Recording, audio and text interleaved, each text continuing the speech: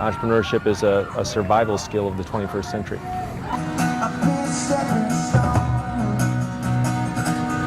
We need to rethink how we're teaching entrepreneurship in school, so I thought this was a great opportunity to get into the high school level. We didn't really know walking in the first day of school exactly what an entrepreneur was, but then as soon as Mr. Schmidt walked on board, he taught us everything of what an entrepreneur really is. So there's 4 components to the class. The number one being is real life projects, real life entrepreneurial experience. Mr. Schmidt came with us at the beginning of the year and gave us individual projects, and one of those projects was the first concert ever to be held in Naples. The idea was we want to have something for Naples where people can come together and listen to music.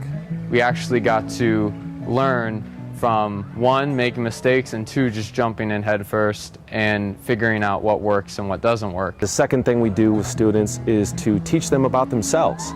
Most entrepreneurs, to become that successful entrepreneur, they have to dive deep and learn what are their strengths and weaknesses, what are their passions, and they need to learn how to use those to their advantage to make something happen and become successful. I served as project manager on the 239 Music Festival.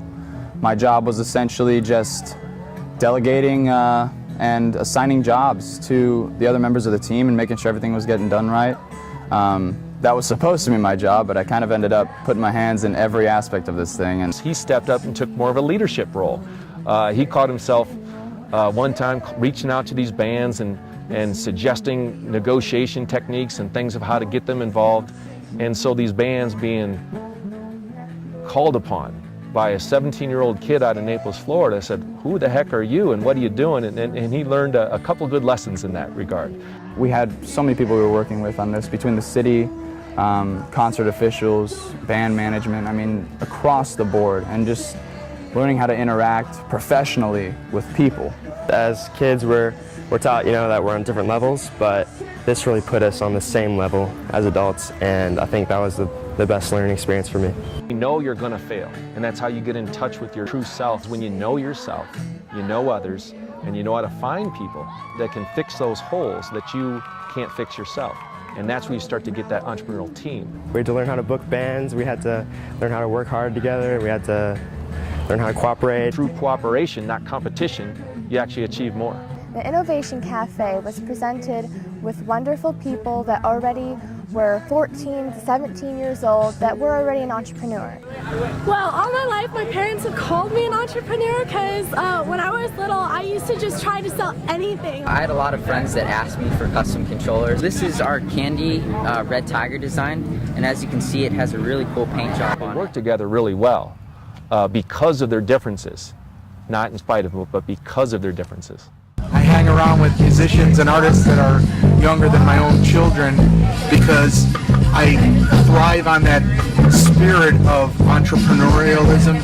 The third component is to learn the mechanics of business model development. There were such small aspects of it: fencing, hiring vendors, even having a tent company. We were able to truly see how to work in the real world with businesses and how to properly interact and actually perform a business transaction. There's an iterative process, which means you have to go reach out in the marketplace in order to figure out how to reach out in the marketplace and make a business work. And we can teach that. That is a much more simplified version of the business plan and take some of the noise out of what people call the art of the start. And the last component is we bring professional speakers in, and these are CEOs, people that have entrepreneurial experiences in real-world businesses, and they tell their stories. And the kids document their business model according to the business model framework we have, and maybe more importantly, they listen to their stories of perseverance. We were about 3 weeks or a month out. We still didn't have our headliner for sure, so we only had about 3 or 2 weeks to advertise for this event, and that definitely affected attendance. We know there's going to be a dysfunction. We know there's going to be unanticipated results that you have to adjust from. Hardest part was day before the festival, had no sound equipment for the local stages. Just like the entrepreneurial environment and innovation, things broke down, but they recovered. Got through about 14 calls with no avail, and on the 15th we finally got a hold of somebody in one of the bands, and they were able to pull something together at the last second and bring us some equipment. They persevered. So that was incredibly stressful, but incredibly satisfying once it got done. We figured out what it all boils down to in the end of how successful your event's going to be is marketing, and you have to go in at 110% in order to get the results you want. And the difference between success and failure is that human ego. Is that entrepreneur truly being authentic? Are they truly pursuing their passion? Are they truly open to the idea of how they could be better? And to me, that beats the classroom at any time. And I've learned so much from that, and it's just incredibly rewarding to give back to my community through business and entrepreneurship.